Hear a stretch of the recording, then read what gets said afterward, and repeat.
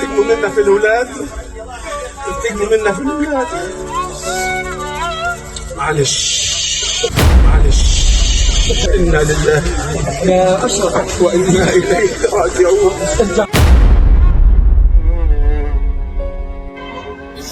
حمزة استشهد، ما قدرش عفراقي من محمود وشام وآدم، راح. صارت الضرب على راس الشارع اللي احنا قاعدين فيه، طلعت على السطح اصور، معرفش ان اخويا هو المستهدف.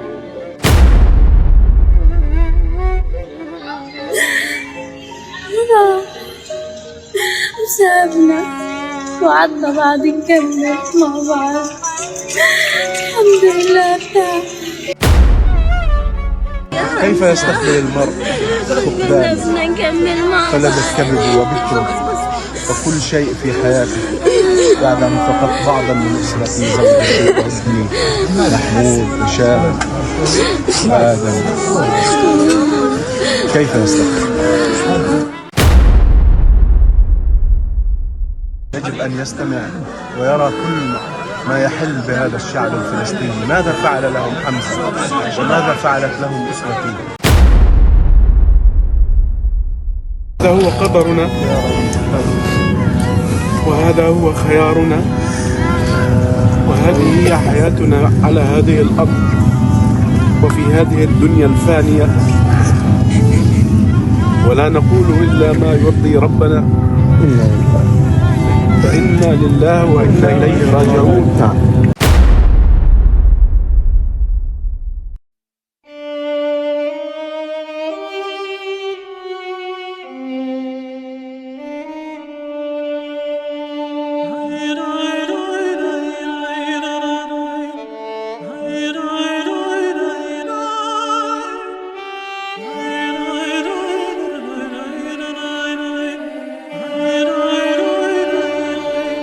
هل في طريقة للرجوع للحياة بعد الحقيقة وبعد اللي شفناه، بعد انعدام الإنسانية والرجوع للجاهلية والمشاهد المأساوية وكل اللي عشناه؟ ازيكم؟ يا رب تكونوا بخير دايما. صبر وصبروا. إنا لله يا أشرف وإنا إليه راجعون. تدمير بيوت ومفيش بيت فيك يا غزة لسه واقف على رجله. تهجير والكل قاعد في خيم.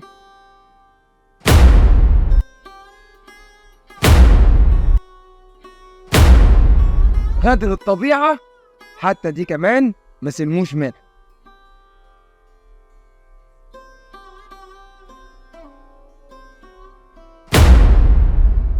جوع وطينهم بتصرخ وأطفالهم بيستنوا حتى وبيشحتوا اللحسة.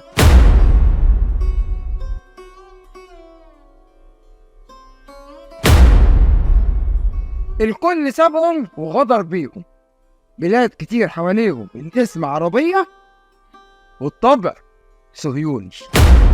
أولادهم بيموتوا كل يوم وهم بيقولوا الحمد لله. الله يرحمه، بس هي الشهداء، الله يرحمهم، الله يقبلهم. ما تعيطش يا زلمه، انت زلمه، كلنا شهداء، كلنا مشاريع شهداء، كلنا مشاريع شهداء. قل إنا لله وإنا إليه راجعون. اللهم أجرني في مصابتي واخلفني من خير منها. سامحوا ابن عمه، سامحوا، مالكم يا عم، شدوا حيلكم. أرض جهاد هذه وأرض رباط، كلنا في سبيل الله. تشوفهم وتشوف حالهم وتشوف أطفالهم اللي ماتوا وفيديوهاتهم تعيط، لكن لما تشوف صبرهم وقوة تحملهم وقوة إيمانهم تعيط على نفسك. لو قعدنا نتكلم عليهم من هنا للصبح مش هنخلص، بس أنا هتكلم عن نموذج واحد يشبههم، شبههم، وأنت بتتكلم عليه كأنك بتتكلم عليهم كلهم. راجل بالنسبة ليا من زمن آخر يفقد مراته وولاده وحفيده الصبح ويروح يدفنهم وبالليل يغطي الحدث، ولما حب يرد على ما يتسموش قال معلش. طبعا كلكم عرفتوا احنا بنتكلم عن مين.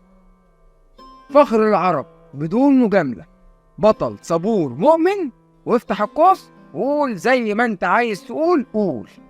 الاسم وائل حمدان إبراهيم الدحدوح أو الشهير بابو حمزة. المهنة صحفي فلسطيني ومراسل في قناة الجزيرة. اتولد ودرس في مدينة غزة وعاش معظم حياته في المدينة الأسطورية غزة.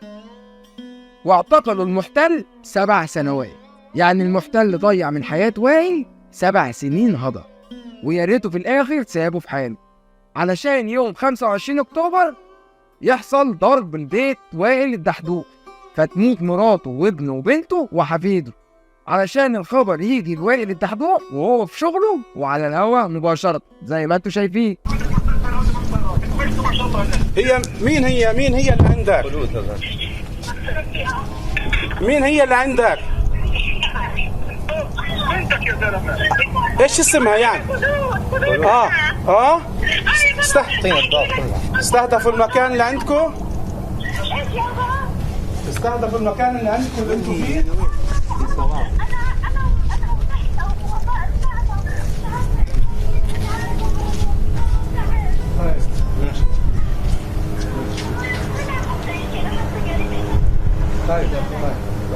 علشان يظهر علينا وهو بيودعهم بالفيديو ده.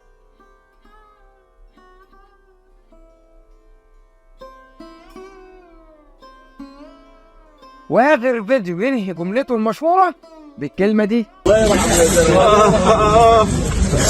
انتقموا منا في الأولاد، انتقموا منا في الأولاد. معلش إنا لله وإنا إليه راجعون. الكلمة لو انت متضايق وحد قالها لك هتتضايق اكتر. وائل بكل بساطة وإيمان وصبر قالها ولخص بيها كلام كتير قوي ومعاني اكتر.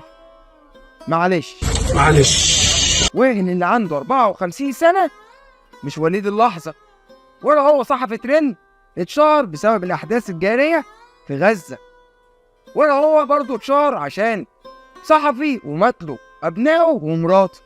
لا ده المحتل حبسه 7 سنين وضيع من عمر وائل 7 سنين.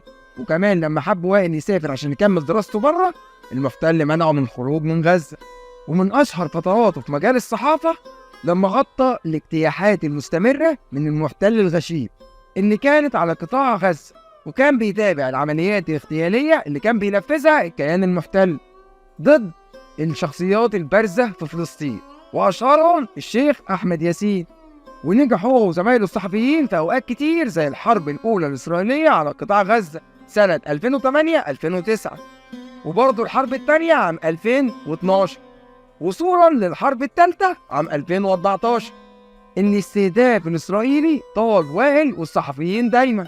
أيوة زي ما أنت سمعت، المحتل مش بيكتفي بالنساء والأطفال اللي بيقتلهم في فلسطين علشان يمنع النسل، لا ده كمان بيحاول إنه يخلص على الصحفيين عشان فلسطين ما يبقاش ليها صوت كمان. يوم 25 أكتوبر كان بيغطي وائل والصحفيين الأحداث اللي بتدور في غزة، والساعة 8 مساء كان في بث مباشر مع مذيع قناة الجزيرة، وهو بيكلم المذيع تجيله مكالمة تفيد إن المنزل اللي أسرته نزحت فيه في مخيم النصيرات تم كسره، وده خلاه يسيب البث ويجري على أسرته وهو مفزوع علشان يموت في اليوم ده مراته وابنه وبنته وحفيده، علشان وائل يقول كلماته الشهيرة: انتقموا منا في الأولاد، انتقموا منا في الأولاد. علشان يطلع علينا مندوبة البيت الأبيض تقول إن قلبها منفطر على ضحايا أسرة الصحفي وائل الدحدوح وعلى كل المدنيين في غزة يا عيني، ومعربة عن مواساتها للصحفي الفلسطيني ولكل ضحايا غزة، ومعربة بقى عن ألامها وحزنها والكلام اللي انت عارفه ده. يا سلام، تقتل القتيل ويمشي في جنازته. علشان يوم 15/12 ينصاب وائل الدحدوح هو وزميله سامر أبو دقة أثناء تغطيتهم للأحداث المؤسفة والمفزعة في غزة، الوقت اللي كان المحتل بيستهدف فيه مدرسة حيفا في خان يونس، علشان وائل ينصاب ويفقد فقيد جديد في حياته زميله سامر أبو دقة، علشان بعد 22 يوم من الحادث ده يصحى وائل الدحدوح على خبر ومصيبة جديدة، وهي موت ابنه الصحفي حمزة الدحدوح. يوم 7/1/2024 يموت الصحفي حمزة الدحدوح ابن الصحفي وائل الدحدوح أثر تعرضه لحادث قصف لعربية الصحفيين اللي كان يستقلها حمزة الدحدوح وزميله، علشان حمزة الدحدوح يفقد واحد من أولاده تاني.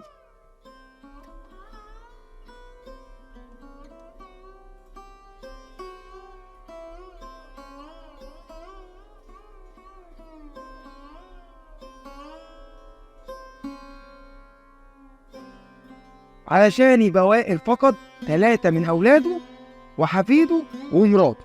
وائل راجل أسطوري زي جميع رجالة فلسطين.